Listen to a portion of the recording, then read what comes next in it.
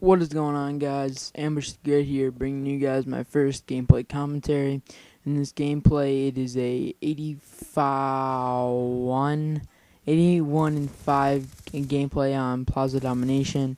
I'm using the MSMC with Quick Draw and Silencer. My kill streaks are Orbital, K9 Unit, and Swarm. And yeah, I go off on these kids and I do pretty well. But that's enough with the gameplay. Let's go into the topic of this commentary. And the topic would be how I got into gaming and what are some of the benefits and drawbacks from gaming. And yeah, so how I got into gaming, I was about, I would say, 8 or 9, I believe.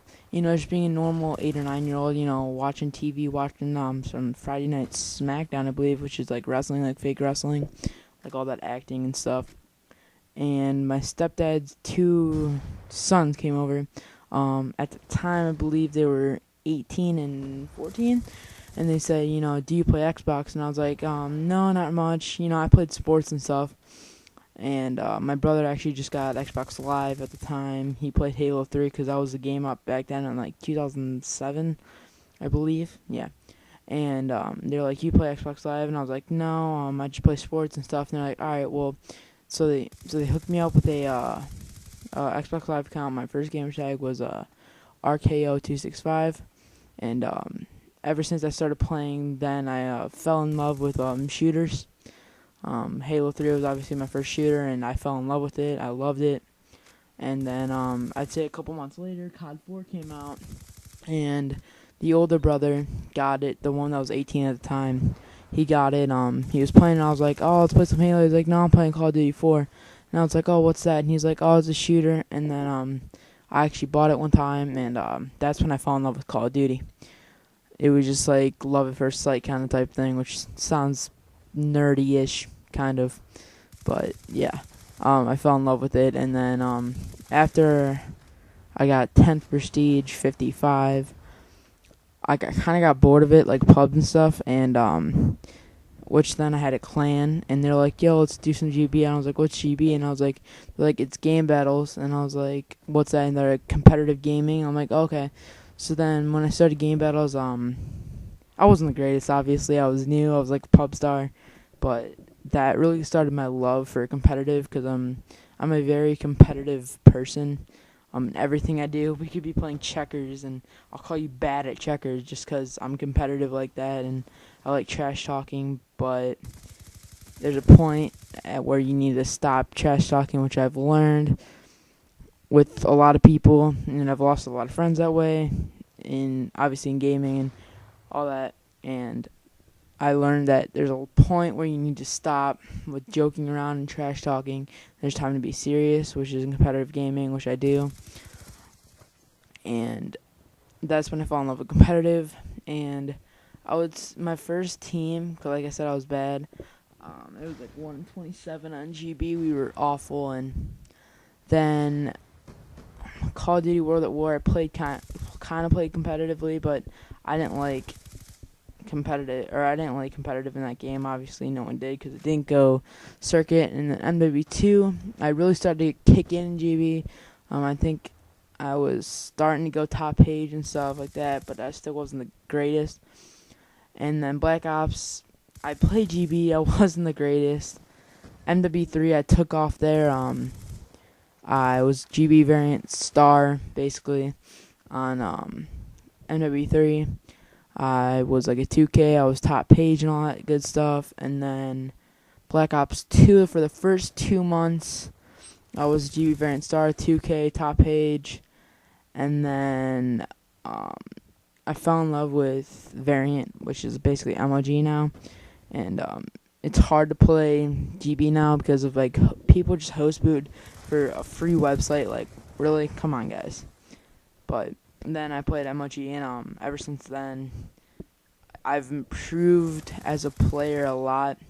I've learned a lot about the game, but I think a lot of that comes from GB, previous experiences with GB, like the mental part of it, not the skill part, because I'm a pretty skillful player, but a lot of variant and MOG is mental stuff. Like, like situational plays that basically can win or lose the game for your team.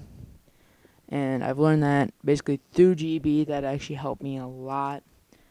And yeah.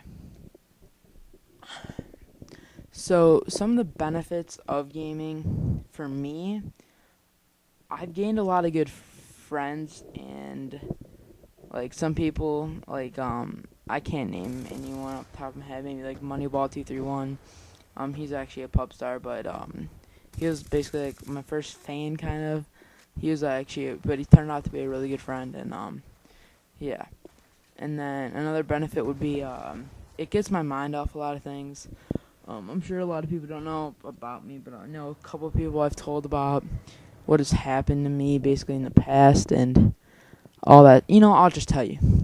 So, when I was like about 5, my parents got divorced, and ever since then I've had to go through 10 years of fighting back and forth, and it never stops. I'm always in the middle of it.